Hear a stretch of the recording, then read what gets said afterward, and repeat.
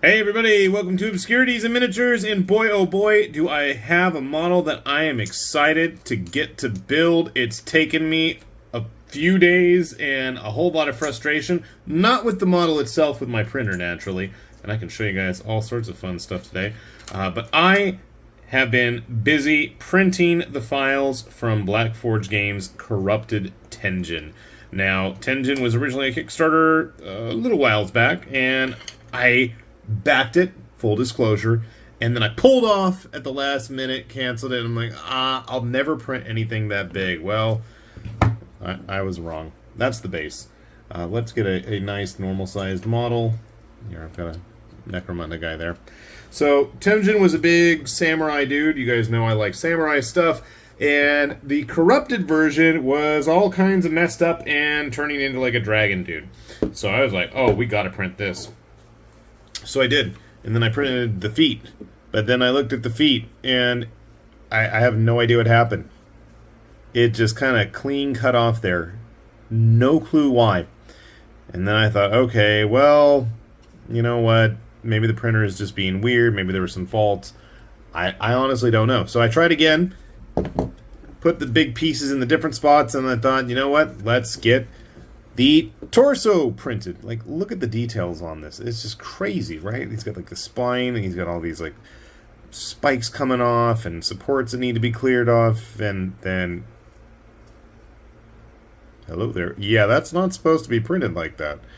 I have, again, no idea what happened. It was in a different spot on the printer, but here we are. So I've changed out the FEP at the bottom, whatever you want to call it.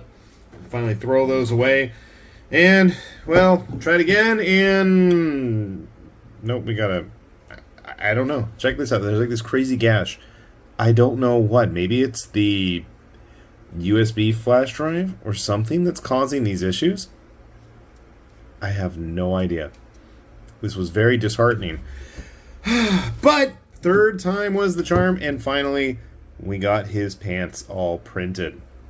I have no clue what's going on there. Absolutely no idea. And I also have a hard time really telling where the details stop and the supports start on these tatters like these. I'm not sure if that's actually material of the pants or if that's just, you know, stuff left over from printing. Pants. And if we're going to have some pants, well, we're going to have some feet to put in them. They are in need of removing supports, yes. But just again, the detail on this, look, you can see like each of the little jangly bell ball thingies on the ornaments that he's wearing around his ankle. They're all unique, all different. I don't know if... Oh, wait a minute. That's not good. What's going on with that printer? Never fear, I actually printed another one. I just don't know where I put it. There it is. Okay. Now, that was the same foot. Never mind. Alright, let's get upright and see if he can stand. And it doesn't want to cooperate for me, which is weird because he's been posed... Oh. Yeah, it'd probably help if I remembered which direction he's supposed to stand on. Oops. I love the chunkiness and size of these pieces. Almost every single bit is hollowed out. Kind of have to at this scale. I do kind of wish that Black Forge would make some gaming scale versions that are not a million pieces. Now, you'll notice on the pants there's all these little slots. That's where his armor is going to go, and there's actually a section where he's going to have a tail as well. But before we can even think of putting the torso onto the body, and I do have a correct one, everything once I changed out the bits, it's still being weird, but thankfully every part for him printed out neatly and nicely. We are going to put this cloth, and I think that's the wrong direction. I keep mixing them up. Nope, I was right the first time. That just slots in right there.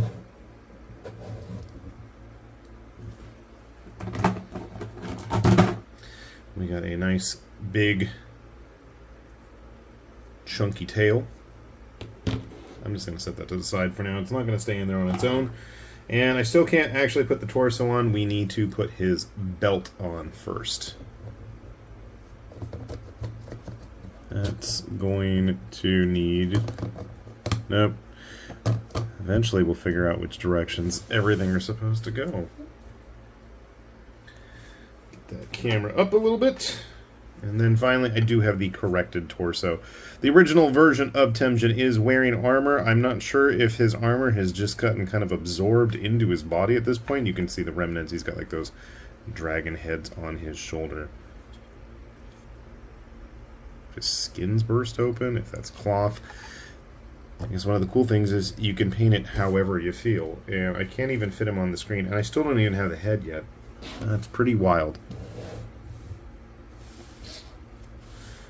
Gotta keep a model on there for size reference.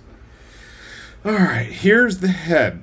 Well, what will be the head. Again, what's really cool about this, you've got all these little details. It's not a square-eyed Zaku-like Cyclops.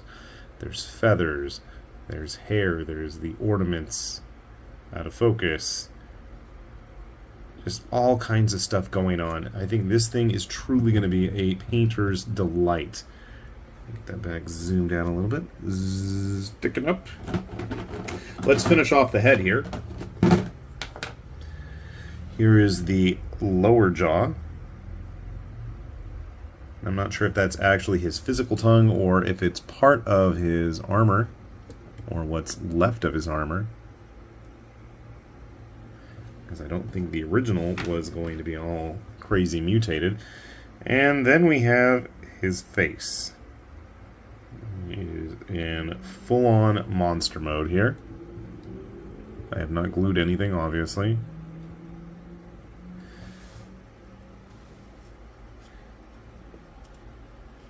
And there's our GW guy. My camera going all cockeyed here. Okay, next up, we've got these big leg armor pieces. I'm going to go on his thighs. We've got a set for the back. We've got, I'm fishing around in a big old bucket here, a piece for the front right here.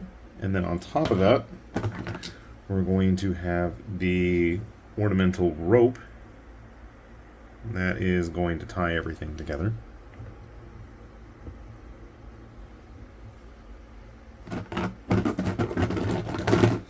He does have hands, actually. One has a big hole and one has a sword's hilt. Now, these might not want to stay as nicely as I would hope. Obviously, I'm going to take it all apart and actually glue this stuff together. Most of it. And just take it off for now. Plop.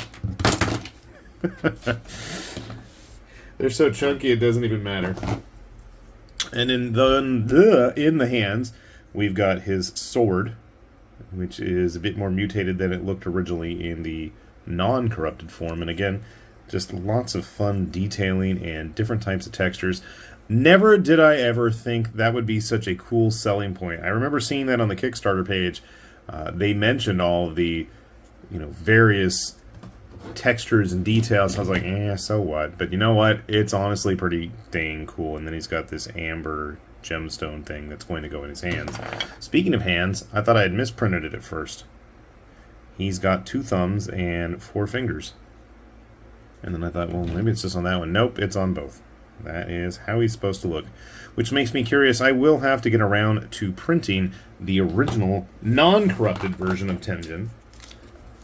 I should say, I thought it was Temujin, like Virtual On, the white and blue poster boy of the old video games from Sega, which I absolutely loved. And these are then, these armor pieces actually, I don't remember which direction they go, but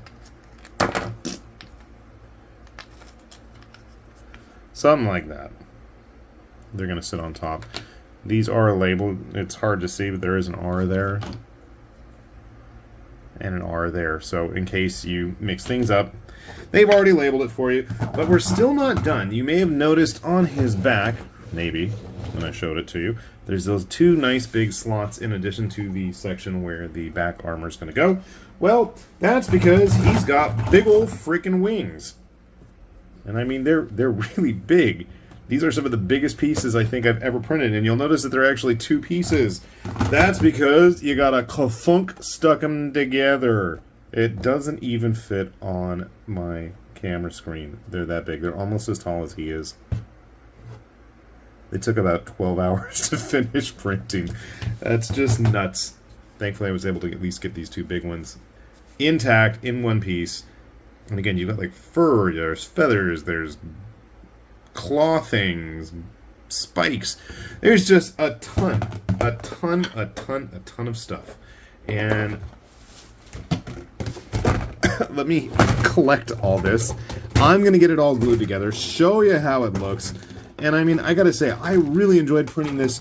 The supports, I don't usually mention the pre-supported models, but definitely got to give a shout out to Atlas for pre-supporting this really judicial and smart use of the supports and how they went on. And I gotta say, I was really impressed with that. And so much so, part of the reason I wanted to do this and get this up in time is because there's a new monster in the Ancestor line that Black Forge Games has coming out soon, and I wanted you guys to all be able to take a look. And if you're interested in this model, he's going to be available at a nice discount. Not to say he was overly expensive. I thought it was a really fair price if you guys go to their website directly right now, or if you want, you can get a nice chunky discount on this in their Kickstarter. So let me put it together and I'll show you how it turns out. Oh boy, so I got it all done. Here's our Necromunda guy for reference. Now, I did not fully glue everything. I've got most of it glued, but I kept a lot of it blue tacked for now so that I can go in there and actually paint all the little cracks and crevices. Now, I kept the blade off and the wings for the moment. I wanted to give you guys a better look at the whole picture here. I mean, he can't even fit his horns. This guy would make a great model for some kind of ridiculous Chaos God, Daimajin style kaiju battle. Just the sheer bulk, the weight, the variety of modeling and painting and just everything going on with this. Absolutely impressed. But let's go for the whole 9 yards here. So like I said, I just kept some of that stuff blue tacked for the time being. And he's getting totally lopsided with those wings.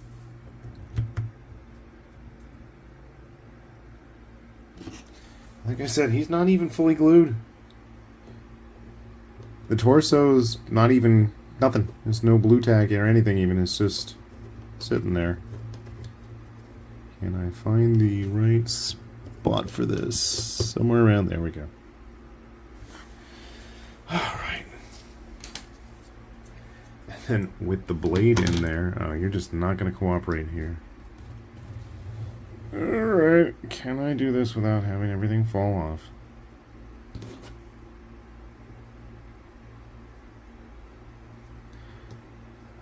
Sword's a bit droopy at the moment, but you can see here, this is going to have some serious presence. So I think if you like display pieces, this is definitely a model worth displaying. And if you do want to get it now, like I said, they have a Kickstarter, and I'm sure in their future Kickstarters, always take a look because they're going to offer up those nice little discounts for the previous Ancestor models here. Me personally, I'm going to be grabbing the basic regular version of Tenjin. I don't know when I'm going to get around to painting or printing it. This guy probably took me close to a bottle and a half, maybe 2 bottles of 1,000-gram resin. Just, I guess that's even including all the misprints as well. And hopefully that's the end of that. I don't know what that was all about.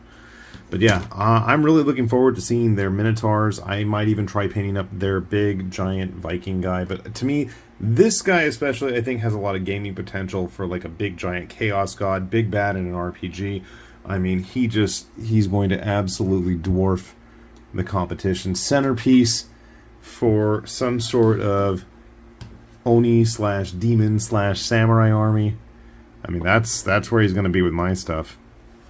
So, super impressed with this. And if you guys are interested, like I said, we'll have that link down below. And you are welcome to check it out, help support them, help get more goodies and stretch goals for whatever campaign is currently going on.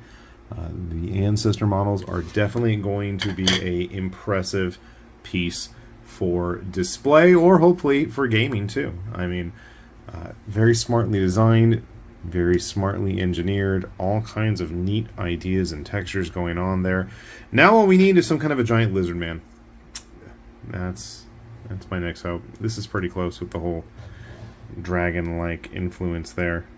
But yeah, very, very cool. So I'm going to take him apart soon, go get him primed. It's going to take me a long time, I'm sure, to get around to painting him, but I'm looking forward to it. So, with that said, this has been High Lord Tamberlane with Obscurities and Miniatures, saying thanks for watching, and we will see you back here soon. Bye-bye.